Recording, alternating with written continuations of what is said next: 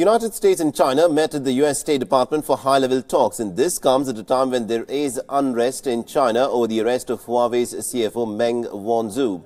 The U.S. Secretary of State Mike Pompeo has called for the release of the two Canadian citizens who have been detained by China in what is widely being seen as a tit-for-tat measure. Now, Pompeo is, of course, the first senior U.S. official to have commented about the arrests. The unlawful detention of two Canadian citizens is unacceptable. They ought to be returned.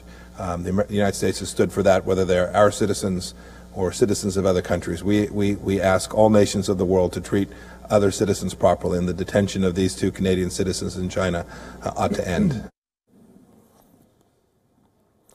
Now, Canadian authorities had in fact arrested the Chinese telecom giant Huawei's senior executive about 2 weeks ago. The arrest was made after the United States issued an extradition warrant.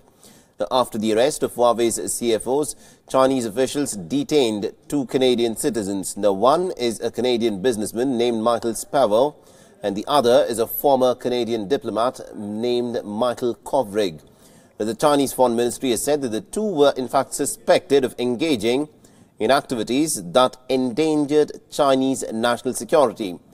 The Canadian officials were in fact granted consular access to one of the two detainees in China, and they are still trying to contact the second detainee. Canada's foreign minister has promised a political due process in the extradition of Huawei's CFO.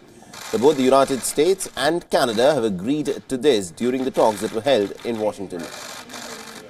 We discussed China and the case of Huawei CFO Meng Wanzhou, building on a conversation that Secretary Pompeo and I began soon after her arrest.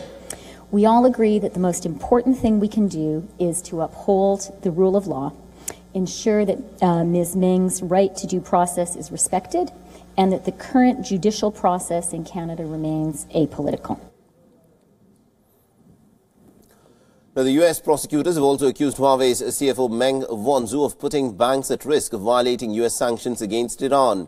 Meng has said that she is actually innocent.